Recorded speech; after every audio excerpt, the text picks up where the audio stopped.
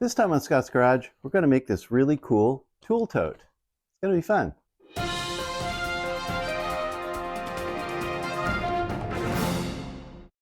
Hello and welcome to Scott's Garage. Today's new project day. I think it's going to be a great project that we're going to do. Originally, I was looking at this tool tote that's in Woodsmith volume 46, and I was looking at it and I thought, not so sure. And instead, I settled on this one. This is actually a Wood Projects, Great Projects Volume 4 from Wood. And it's made out of 1/2-inch thick maple, solid maple, and then with a plywood bottom. And so I thought that looks really fun. And I'll put some more detailed pictures up here. The thing about this design is it has some features in there that are going to be pretty challenging to me. So I don't know if you've watched some of my videos in the past, but I have sort of a long and bad history with dovetails. I've never actually done dovetailing integrated into a project that I did. Anytime I did dovetails, I was just messing around with them, and it was always pretty much a disaster. So this one has dovetails in the 4 corners, about the surround of it. And I was going to punt and just say, I'll just do a butt joint, maybe nail screws, some biscuits or something like that. And I thought, nope, let's try to do some dovetails. So I have this jig, this really expensive jig. Actually, I got it from my dad's house. He gave it to me. And in looking at some of the videos, this was only like $35 at Harbor Freight. So I thought it was like really expensive, and I guess it's only $35 or $40 on sale. And this thing, I'm going to agree with all of the sentiment that's out there about this dovetailing jig, is that it's really, really difficult to set up. It's not intuitive, but once you do it, it can make some reasonably nice dovetails. So I did a sample here, and so I got kind of a mock-up of just a sample piece, and I think I have them all ready to go. I'm not going to go over setting this up because that would be a whole video, and there's tons of videos online about that. This exact Harbor Freight unit, there's probably 10 videos of people telling you how to set this up. So if you want to know that, you can go watch this video. That's what I did. And but we're just gonna, it's already set up, it's ready to go. I think there's nothing left but to cut. Then the other feature that's integrated into this design is dados. So they use some dados to fit in the center spar to the sides, and then the sides to the sides of the case. And I've actually never done a dado before.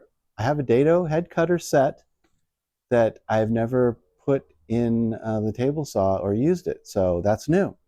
And eventually I get around to all those skills, and I'm at the point where I don't want to say, no, I'm not going to do that because that's too hard. I want to try. I want to try to get my skills up a little bit and improve and learn things. So in this simple, easy project of just a tool tote, I have 2 big categories of woodworking stuff that I'm going to endeavor to complete. So let's get started. I think the first thing to do is we need to cut one of these boards that I got to the width, cut them to length, and then we'll start doing our dovetails. I want to do the dovetails first because that's the hardest part. And if it all becomes a big giant disaster, I'm just going to throw the whole thing in the trash can and go have lunch. All right, so let's go. All right, so if we look at the plan, all these sides, we're going to cut these 4 side pieces first. They're all 4.5 inches wide. And so what I'm going to do, this board is enough to do all 4 of those pieces.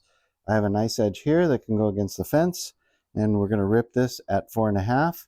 All right, well, I used a little creativity to create an outfeed section.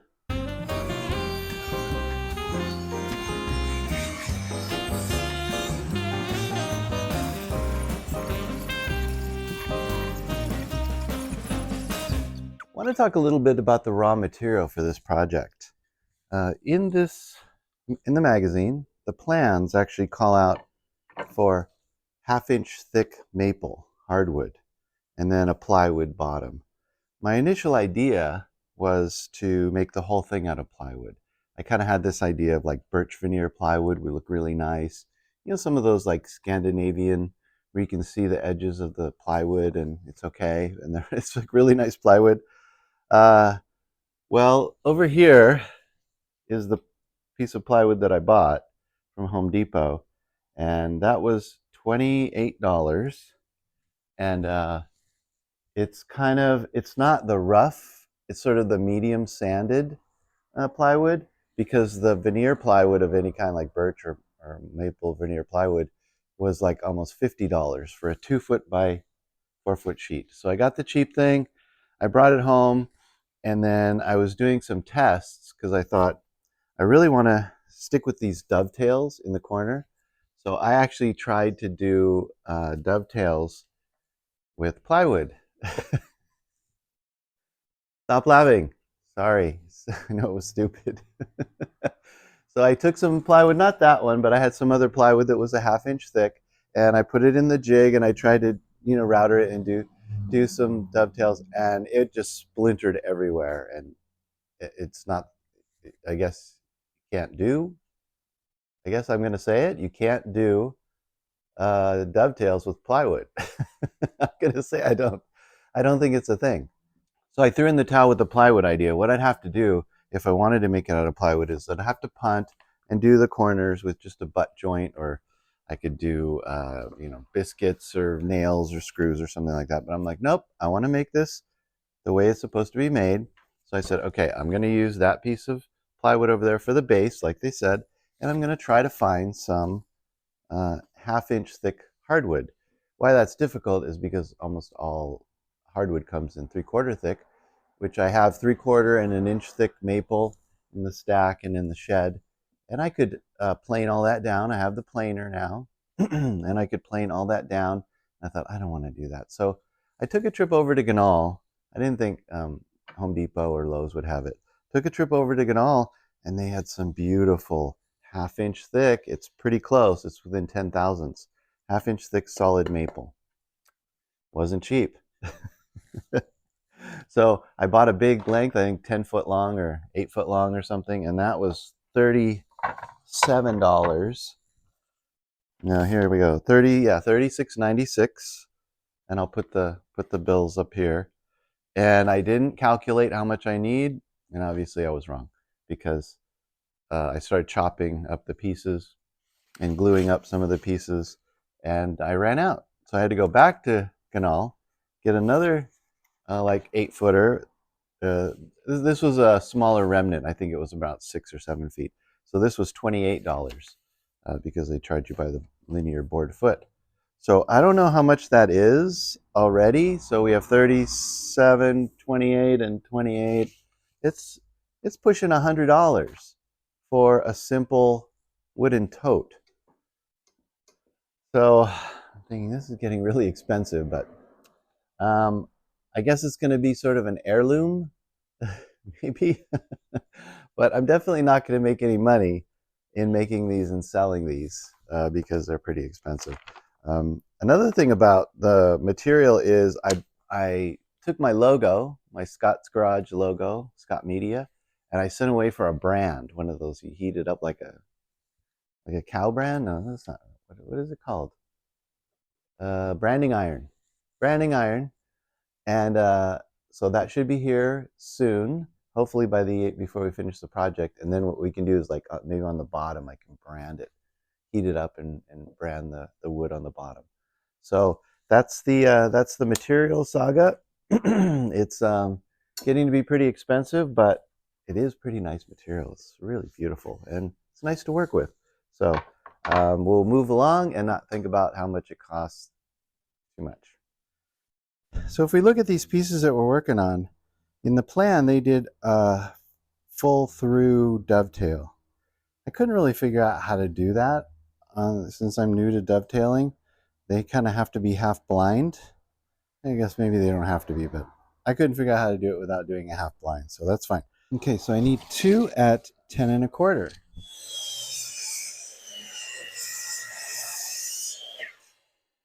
Okay, do one more like that, and then we'll switch over to the longer pieces. And here we're going to cut the longer pieces.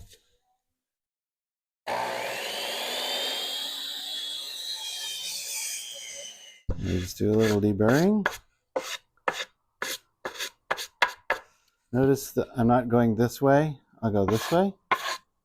Right, so what I'm doing here is I'm just labeling all the pieces. So I have 1 1 2 2 3 3 4 4. So these are the 4 joints that we're going to make.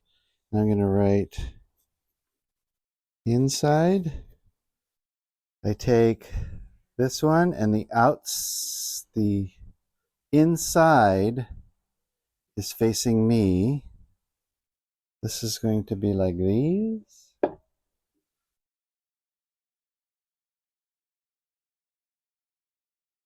And the inside, the 1 and 1 go together.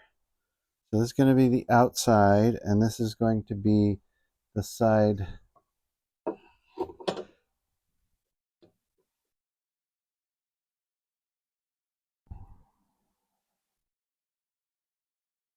Initially, when I was trying to set up the jig, I thought, oh great, this is like, there's 2 sides of the jig, and this side is just like if you wanted to do 2 at a time, you know, like double your productivity. But I learned that that's not the truth at all. I wanted to just set up this side and do them all on this side, and I'm like, I'll just forget about that. But that's not the way it works. What you have to do is, when you're doing a box, is some of the sides will be on this side and some of the sides will be on this side, because you don't want your dovetail joints to be backwards. So if you looked at them sideways, you would see one pattern on one side and one pattern on the other, like it's mirrored. So you don't really want that. You want the same pattern all the way through. So kind of what we're talking about here is, like, if you do it that way, then you have like a tail here, and then you don't have it over here. So your pattern is kind of upside down, and you don't want that. See how these pins don't line up with these pins? That's because I did it the wrong. This is just a sample thing. But in order to avoid that, so you have like pins oriented across from each other, so your side view is going to have the dovetails in each corner look the same. That's why you have to flip it. And what I found out is that if you have a 4-corner box, so this is corner 1, 2, 3, and 4. I don't know where this piece went to, but it's just a sample.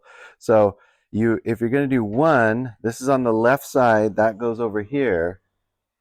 4 is on the right side, so that goes over here, and then it's opposite. So this number 3 goes here, and number 2 goes there. So 1 and 3 here, 2 and 4 are there. Got it? Yeah, it's pretty confusing to me too. But anyway, that's the way you do it. So let's get to finishing up. I've done some of the dovetails already, but let's get to finishing some of these up. And I think they are coming out pretty nice.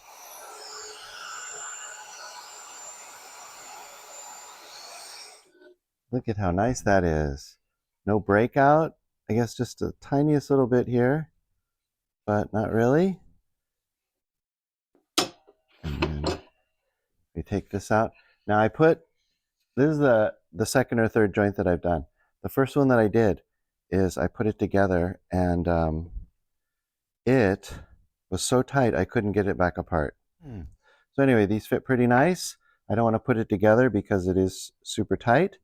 And let's go ahead and finish on with the rest of the dovetails. Do you exercise? Yes, love making and woodworking. The next step I want to do is to relieve a little section out of the bottom of each side to accept the base or the bottom here. And so I'm just going to do that with the router. Let's go on over to the router table, and we'll do that right now. I have the router table set up with a bit, it's 1/2 inch high, so that's going to accept, we're going to go like this, it's going to be 1/2 inch high here, and to accept the plywood bottom, and then half of this distance, so 1/4 inch in. So all we're going to do here is just run this along this.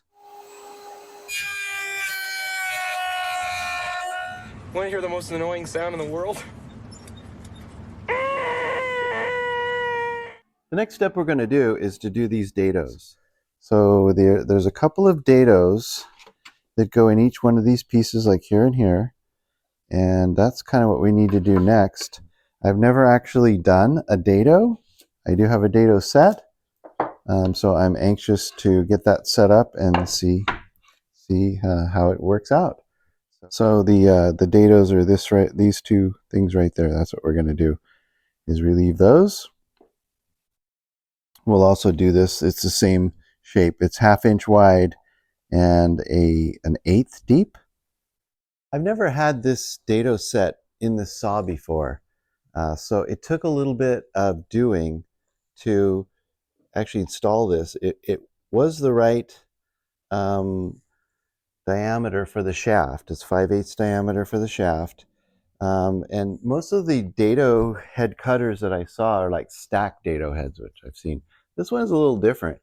It's like you spin it. You like loosen it and then you spin it, and the blades kind of widen out like that. And so it makes a wider, the more you spin it, and you can set it to different degrees. Some challenges that we had is it's missing a tooth right here on this dado cutter. It just barely misses. This is a metal guide, which I wanted to keep in place. I didn't want to have this away.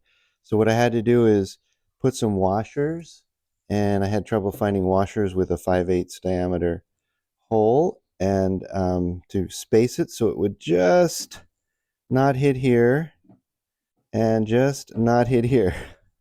And then I just have it an 1/8 inch high and set on 1/2 inch.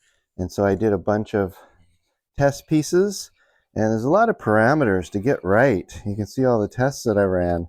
The depth, which is the height, the width right here, and then you know, obviously where it goes. Right, so I'm just lining it up here with some marks that I made.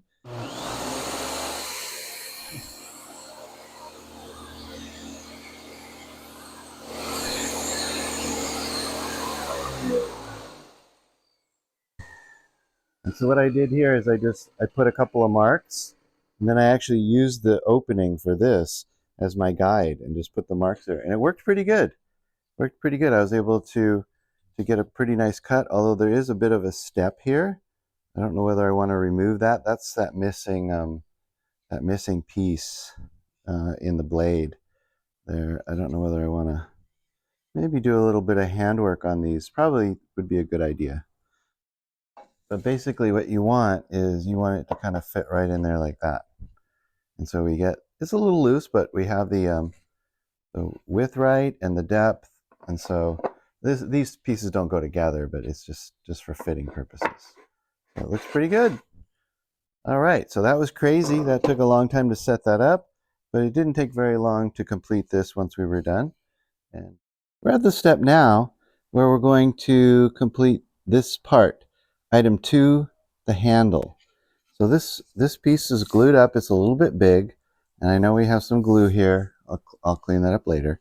But I want to cut this to size. It's bigger in all the dimensions. I don't really have a nice edge, so I think I'm going to start with this 9-inch dimension. I don't know, 3/4 off each side to get down to 9. Let's do that operation first.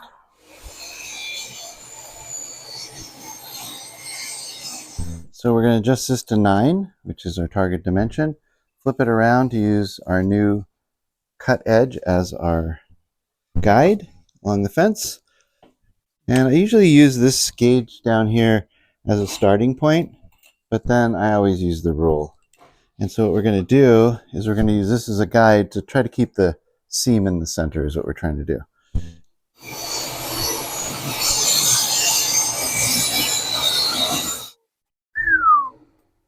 That's good. Okay, we're going to do the same thing, cutting it to the width.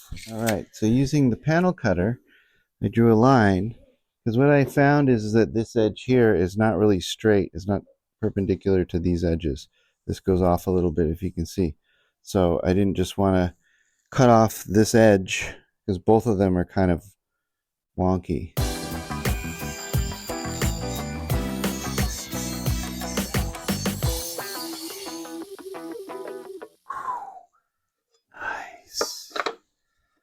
So now I could come back and I could use this edge on the fence, but it did such a nice job. Why don't I do it with the panel cutter again?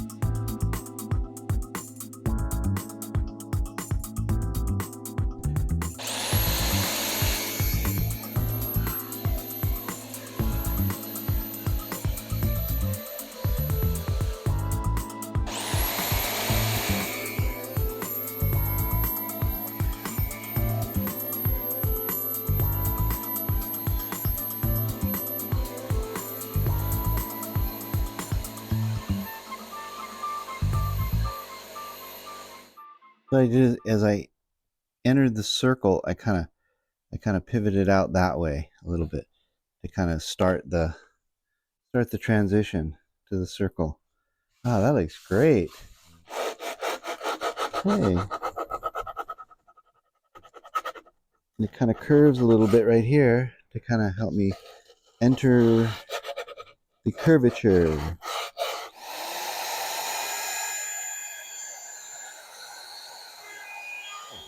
Has a little bit of a ridge here, but I think I can sand that off. That shouldn't be a problem. Neat. Yeah, that was easy to deal with. But I can see when you feel it, the 1/2 inch thickness is kind of narrow, and it'd be a little bit hard on the